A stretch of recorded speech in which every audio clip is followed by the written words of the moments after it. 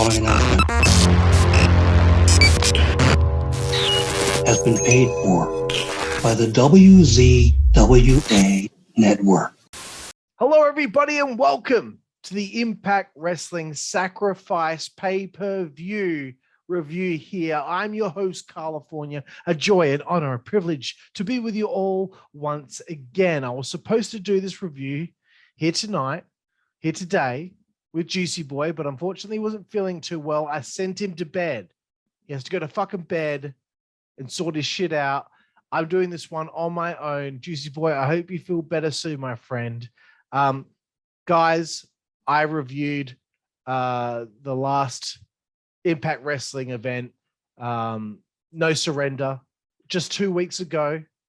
I also, reviewed Hard to Kill earlier in the year, and I've got to tell you this. Impact Wrestling is on fucking fire right now, especially with their pay-per-views. I've been watching their weekly television, and I haven't enjoyed the weekly television as much as the pay-per-views. Obviously, it's their best foot forward when it comes to the pay-per-views. But still, I honestly believe Impact Wrestling has the best creative in pro wrestling today.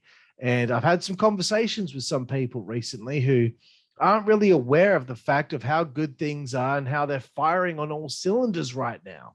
And I've been telling everyone I can, you've got to watch Impact Wrestling. You've got to watch their pay-per-views, because this company lets all of their talent go balls to the wall every time. It feels like there's no restrictions on what they can do. So again, here today for Sacrifice, I was incredibly impressed, and we're going to get into it. Reading off my notes as you'll see me looking to the side. I watched the pre-show that took place. First matchup was the quintessential diva, Gisele Shaw, taking on Lady Frost. I've never seen Gisele before. I've seen Lady Frost a few times. Very impressed with her in more ways than one. Let me tell you right now. I have to say this was a pretty good opening contest for the proceedings. Really was impressed with Gisele Shaw and her twisting Vader bomb that she hit.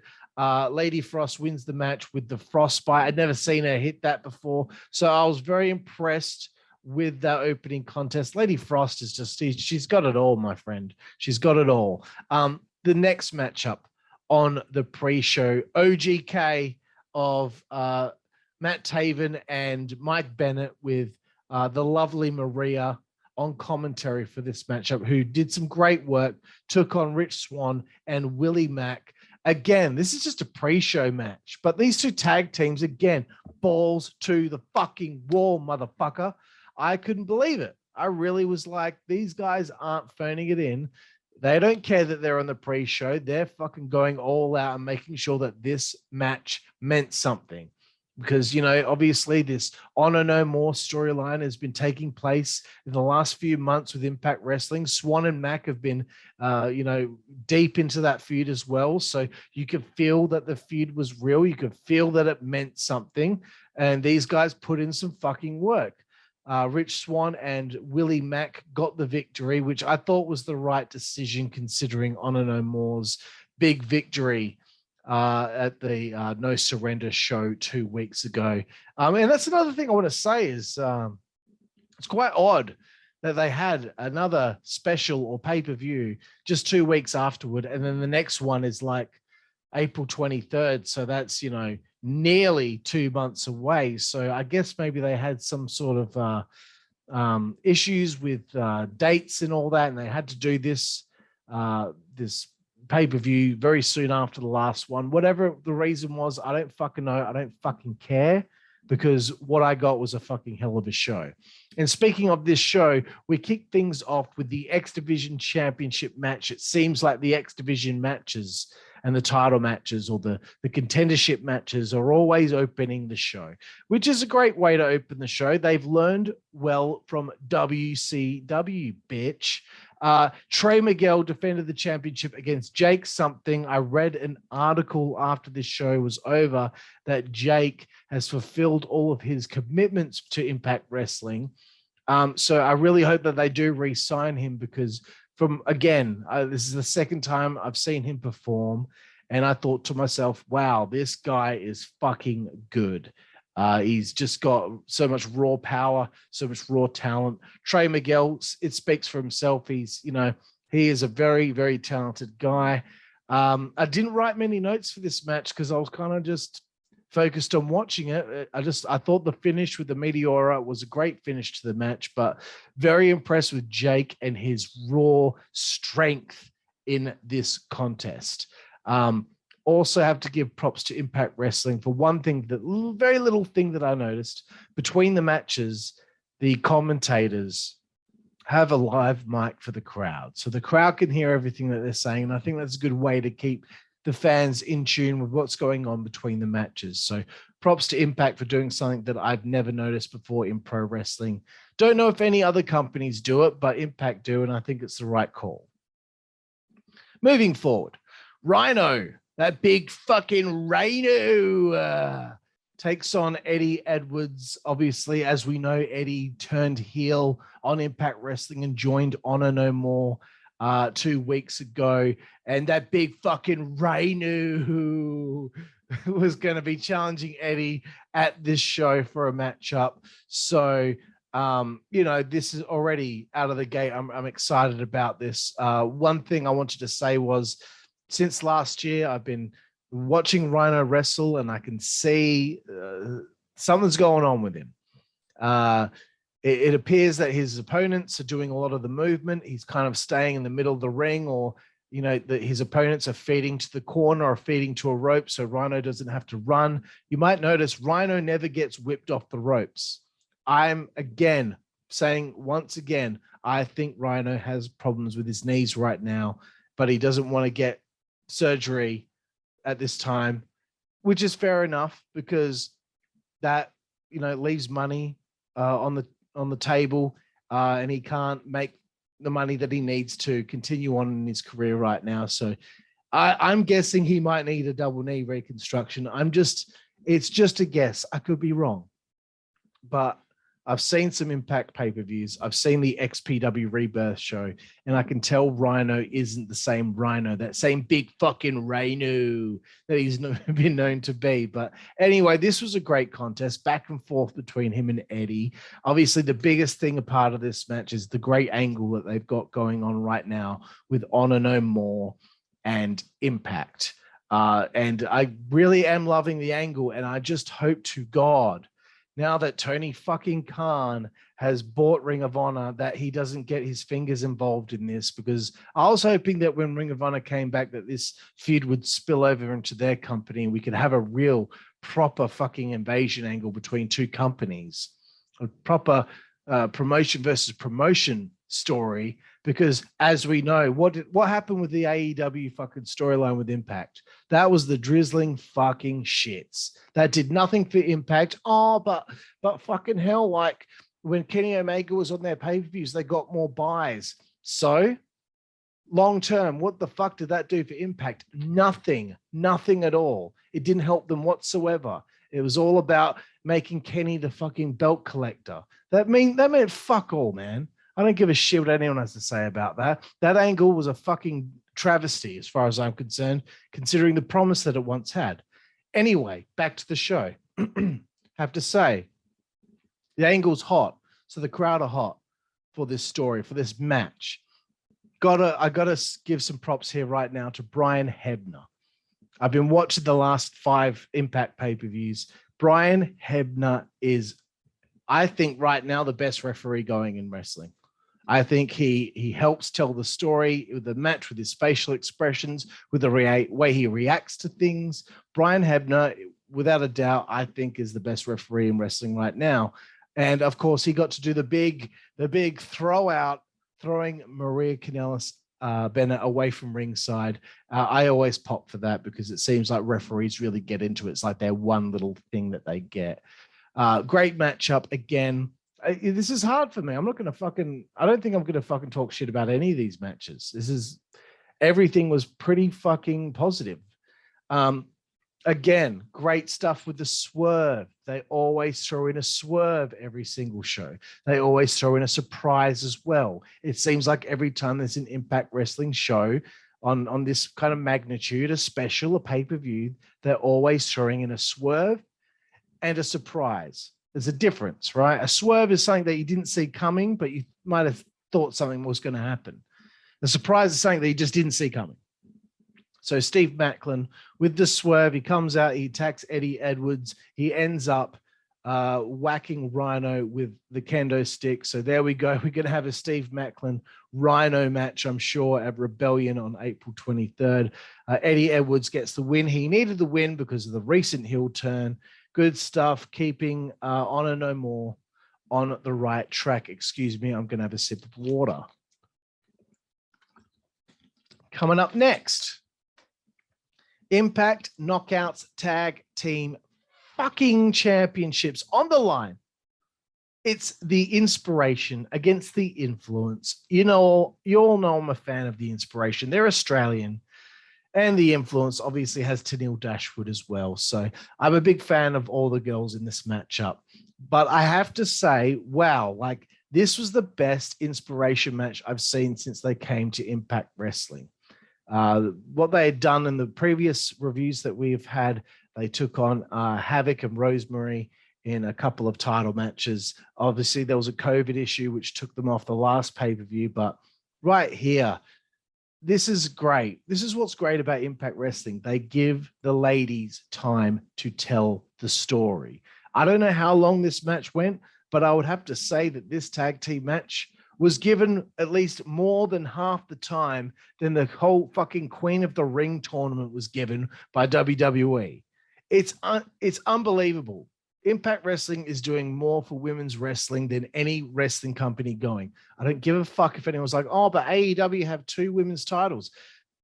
They get maybe 1-2 matches if you're lucky per show.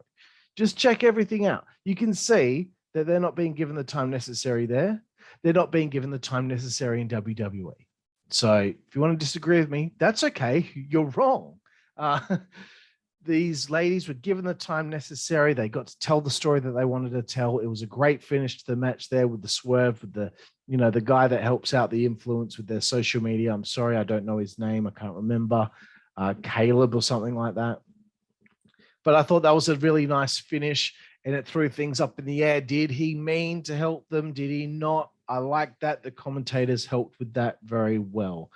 Moving forward, backstage, there's a scene with Heath and Rhino, and the acting between the two was on point. I believed them. I believed them when they were saying things. I believed them when they were talking to one another. I believed Heath when he was passionate about, what is going on with him right now and going for the Impact Wrestling World Championship that night. And to have Anthony Corelli come up as well, as you may know, Santino Marella, I didn't even realize it was him the whole time, because I'm used to that fucking stupid Italian accent. But that was a nice little touch. Good having him there. I thought maybe he might get involved in the main event, considering what was going on with him and Heath there, with him giving him a pep talk. But that didn't happen. And I think it's probably better that it ended that way. Moving forward again, a little segment here. Brian Myers, the most professional wrestler, comes out. He's going to be doing commentary. Out comes W. Morrissey. We know where this is headed. Myers ends up fucking bailing and getting out of there.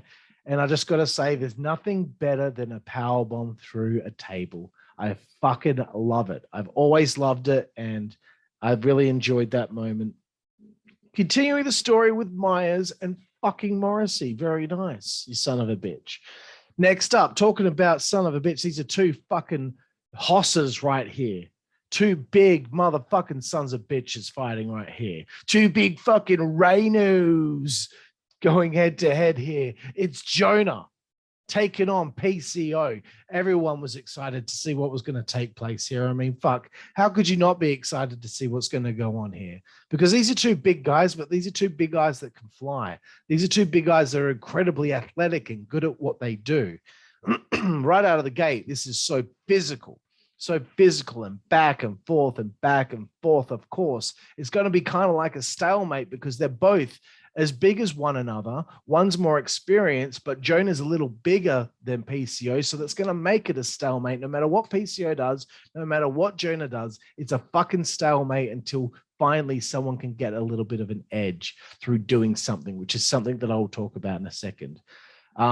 They went all out. They were putting the risks out there. They were putting everything on the line. PCO, very impressive with his suicide dives to the outside. Obviously, that swanton type maneuver off the top rope onto Jonah on the ring apron. I don't know how this 50-plus-year-old fucking dude is doing this, but if I did that, I'd be out of fucking commission, cunt. I'm telling you right now. What a moment. What a fucking pair of moments right toward the end of this match. How is Jonah going to beat PCO? Because he is the fucking French-Canadian Frankenstein, right? He's kind of like the Undertaker in a way. You know, you've got to do something to put that motherfucker out of commission. And what do you have to do? You have to hit a fucking tombstone on the steel stairs. Then you have to follow that up with the fucking sickest power bomb off the stairs. Boom. PCO with that fucking back bump onto the outside. You know, I don't care if there's fucking protection on that floor on the outside. The way he smacked against it and flat bumped that, fuck, man, that was such impact. And you know that there's barely any fucking give. So much fucking props to PCO at this point in his fucking wrestling career to still be able to pull this shit off, to have been able to fucking reinvent himself to the point where you don't even recognize him from being Pierre Carl Ouellet or Ouellet, however you want to fucking say it. I don't give a shit. I'm from Australia. We all pronounce things wrong all the fucking time. And we speak English and we bastardize the whole thing. But fuck, bro. PCO, I could be more fucking proud of that guy, more impressed with that guy. I hope to get him on the insider's edge one day. But again, after that, Jonah rolls that motherfucker in the ring. He hits that tsunami splash. It's all over. No one's getting up from that fucking thing. 1, 2, 3. One thing I do want to bring up, though, is when Jonah made his debut and he attacked Josh Alexander and he just kept hitting those sentons to the point where the guy was fucking spitting up blood, internal bleeding. That's such a great fucking thing to utilize. I don't know why that isn't utilized more by him, because last month when he took on Black Taurus, 2 weeks ago when he took him on, he didn't really do it there. I just think this should be a thing that's like, okay, we know that the end is near now because boom, he hits one. Boom, he hits one again. Boom, he hits one again. Don't get me wrong. I'm happy with the tombstone and the power bomb off the stairs, but I kind of like that thing. I thought that was a really good spot that he used when he attacked Josh. But anyway, great match. This is, as far as I'm concerned, the best match on the show. I really fucking got into it. Moving forward, it's teacher versus student. I think this is the story that they were trying to tell. Jay White versus Alex Shelley. This is a problem for me because I hadn't been watching the TV. So going into this, I didn't feel as invested as I normally would. And that's nothing against either of them. It's just I probably should have been watching the television in order to feel that investment. So my first note was that I don't really care about this, even though I know that this is probably going to be a good match. Again, Impact Wrestling, letting the wrestlers have the best match possible, not just giving them fucking 8 minutes. And then by the time they get to the ring, they find out now that they've got 5, like WWE fucking does.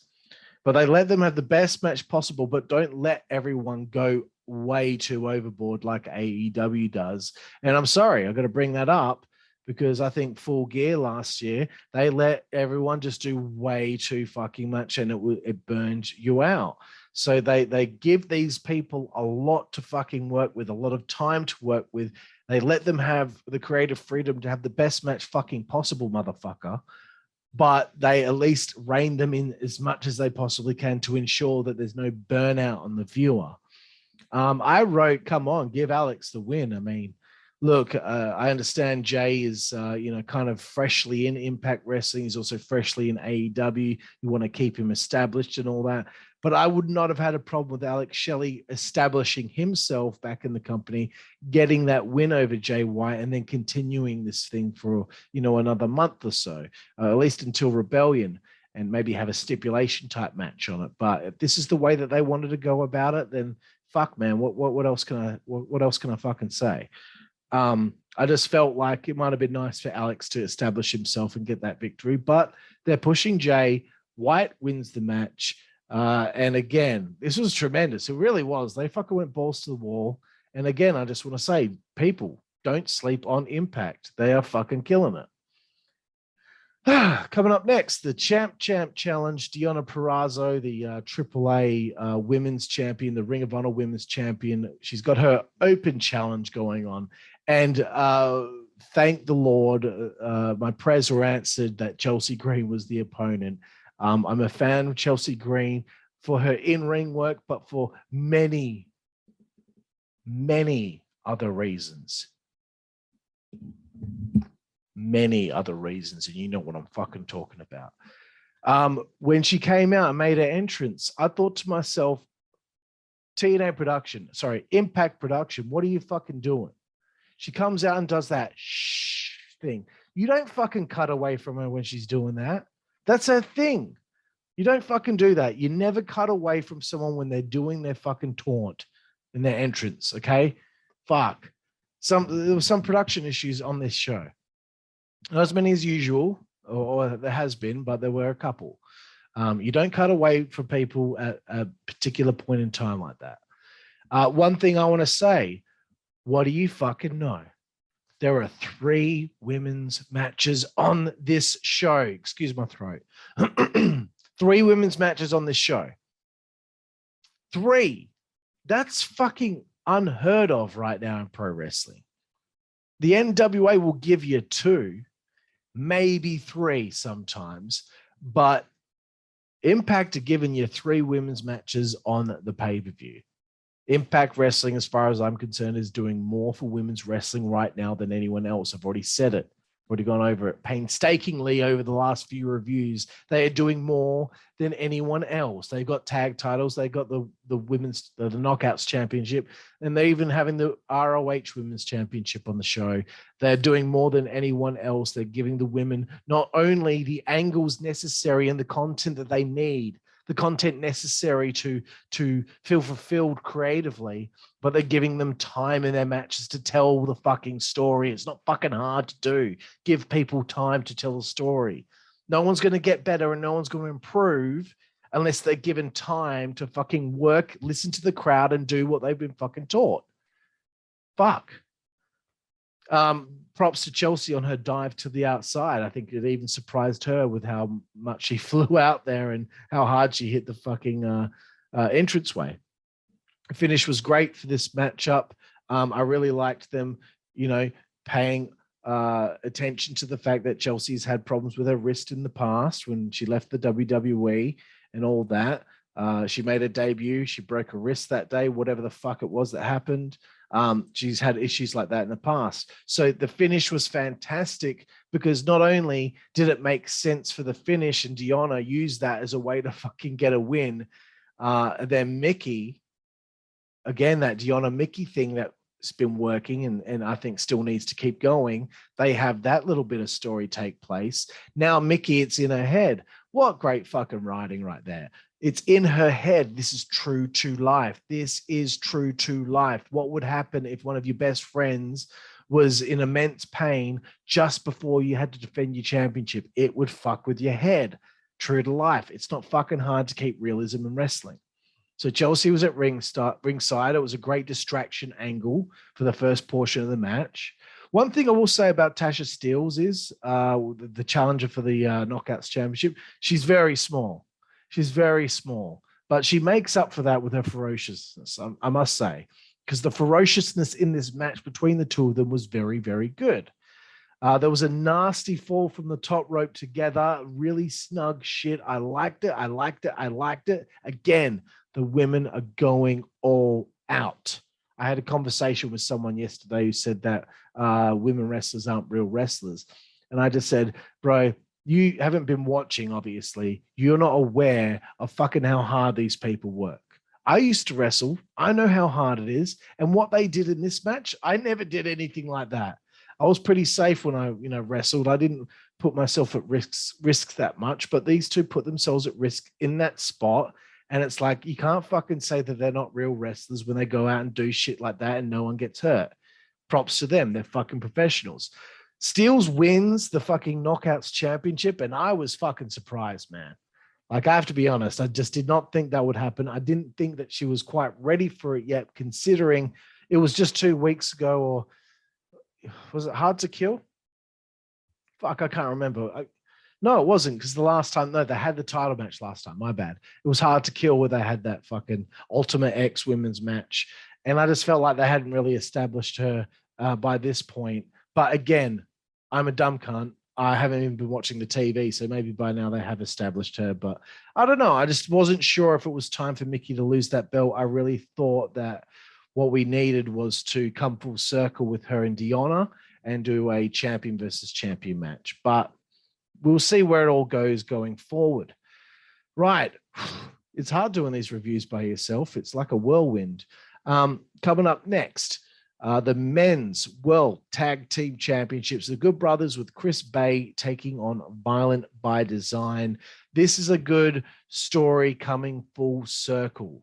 I really like it. They don't forget about the fact what happened in the past. What happened at Slammiversary last year when BBD lost the tag team titles to the Good Brothers. They've had a hell of a run, these guys, but it probably was time for them to drop the belts, considering they've got this Bullet Club story going on right now. Maybe they'll be better off served doing whatever that story is going to be and not focusing on the tag team titles. Whatever, I don't know. I like seeing Joe Doring and Luke Gallows going at it, two big hosses once again. And I had to say, I never saw the Good Brothers get to work like this in WWE. When they went over there, I just feel like, fuck, how can you fucking have these two guys who work so well together and kick so much fucking ass and perform so well? How can you fucking waste that on them doing nothing that meant anything?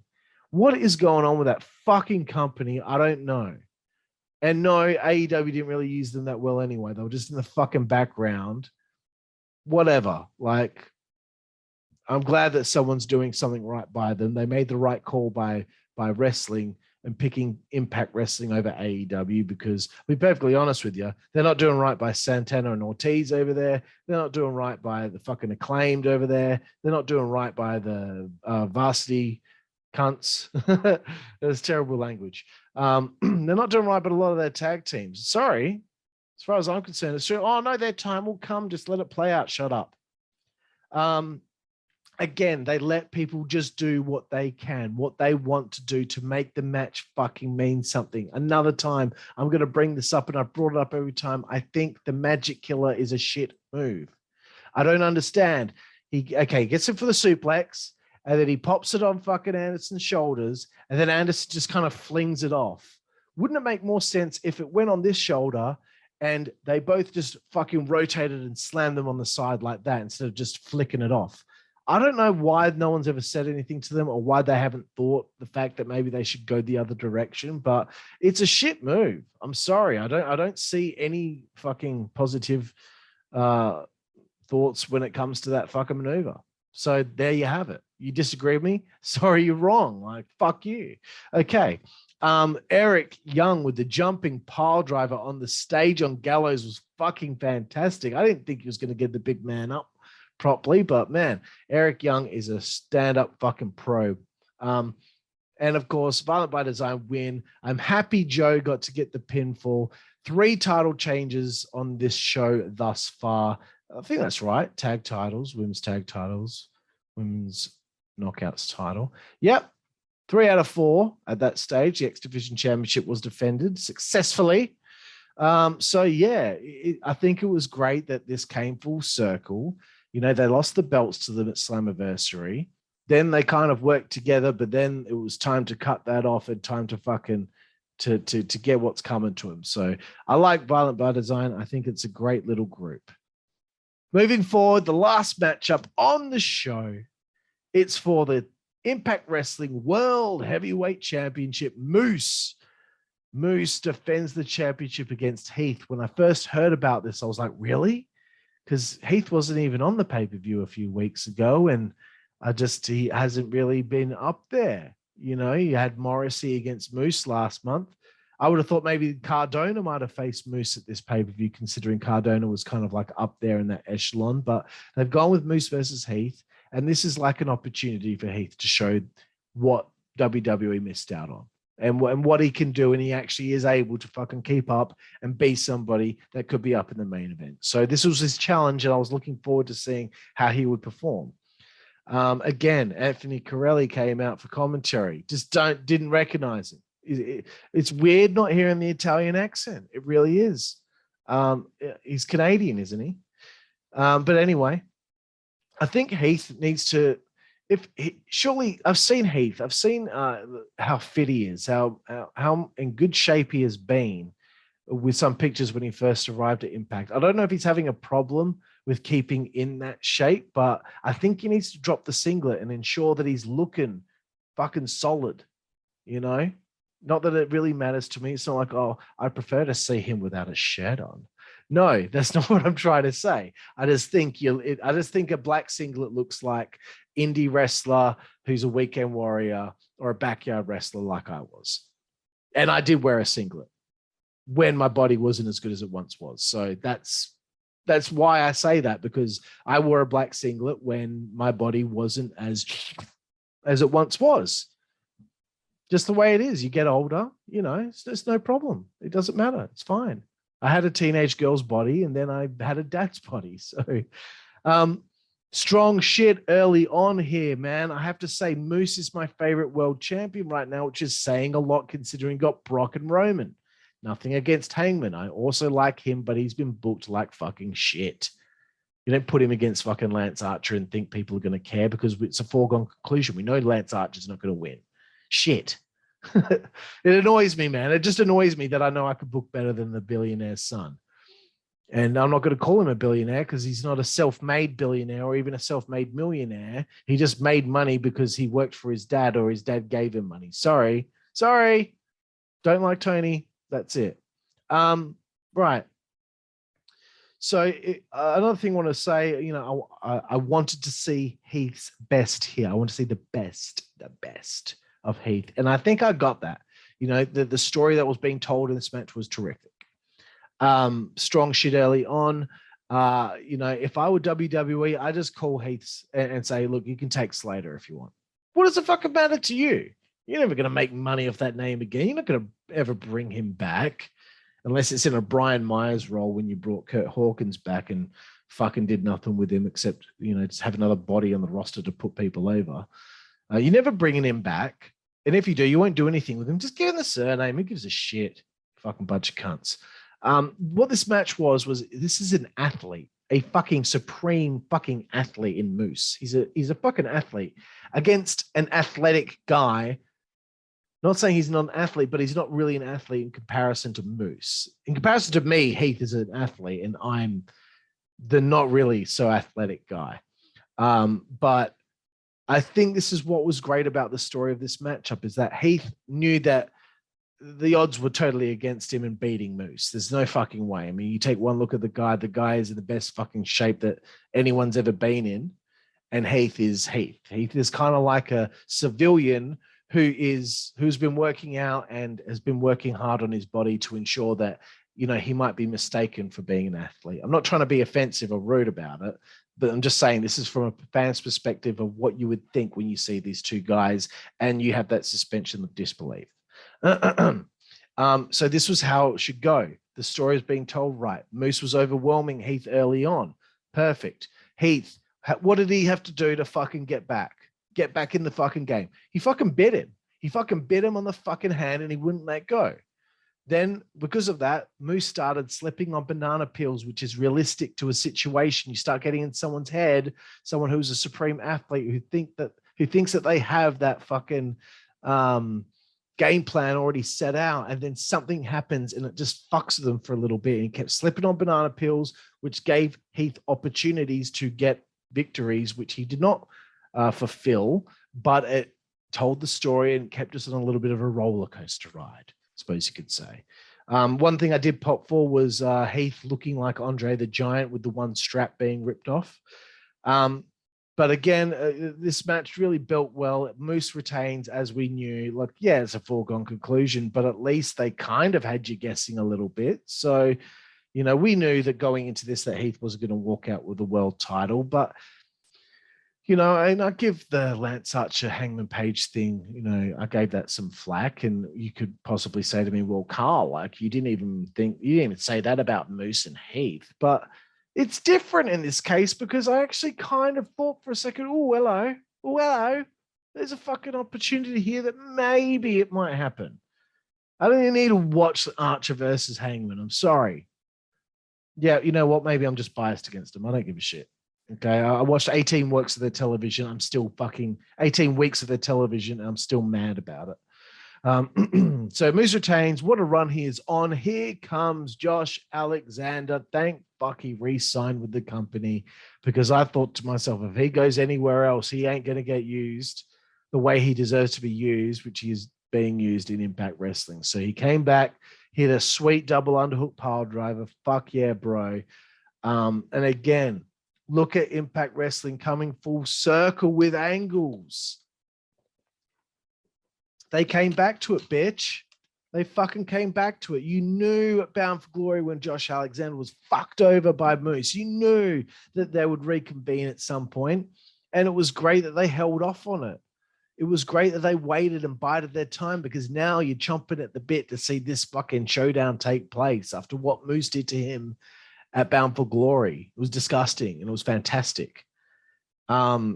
Impact Wrestling, they're number one as far as I'm concerned with creative right now. That everything is thoughtful, everyone is doing something important. There's massive build for their stories, not just 1 month builds because all of a sudden AEW Revolution's coming around, you know, or it's WrestleMania season and all of a sudden all of these issues are taking place.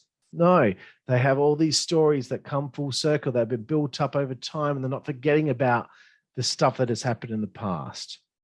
They're paying attention to it. It's that attention to detail, keeping the show almost like it's a thinking man's show. What's going to happen next? I need to fucking concentrate because this is a thinking man's show. That's what wrestling is supposed to be. It's not supposed to be full of foregone conclusions from top to bottom. Okay? It's not supposed to be like that. It's supposed to be like, shit, what is going to happen next? And not just with the main angle, but every fucking angle. We're coming to the end here, ladies and gentlemen. I appreciate your time. So Josh is staying, and that is good. Moose is up shit creek here as a character. I think I think Josh is really going to be a solid opponent for him. And, you know, Moose has gone from one person to the next, challenger to challenger. I think now is the time to make this feud be a multi-pay-per-view feud with different matches and stipulations. I don't think that it should just be a one and done. I really think that they could keep going with this angle for some time until we get to our proper conclusion. So I think that's where they should go with it. I don't think it should be one and done or two and done. I think at least three with a rubber match there. I wouldn't be offended if there was a hot potato with the belt as well. But, you know, it might even end with Josh Alexander turning heel. Who knows? But he's on a pretty good run right now, and I probably wouldn't do that. But again, I've got to keep rethinking things when it comes to Impact Wrestling, because things are happening that I'm not seeing coming. And I haven't been able to say that for a long fucking time. And again, one thing I want to say is they always throw in a swerve, Steve Macklin. They always throw in a surprise, Josh Alexander. Last event, what was it? They always throw in a swerve, you know, Eddie Edwards joining fucking Honor No More. You know, they always throw in another surprise or a swerve. Jay White getting the Good Brothers on board. They keep doing this every single pay-per-view, man. And I'm really fucking chuffed with Impact Wrestling right now. And it's odd for me to say that because I'm not used to complimenting a company so much. I'm used to shitting on everything all the time. That's what happens when you're a bitter fan that grew up on the Attitude Era and all the brilliance that came from that. If you want to say it's overrated, you can eat my ball butter. So, ladies and gentlemen, thank you very much for joining me here today for my Impact Wrestling Sacrifice review here on the WZWA network. I'm your host with the most on the West Coast, Karlifornia Fury, and we will see you down the fucking road. Network, that's the way we play. Good God Almighty. Don't pay network, that's the way we play. Get puppies. Don't pay network, that's the way we play. Get. The following announcement has been paid for by the WZWA network.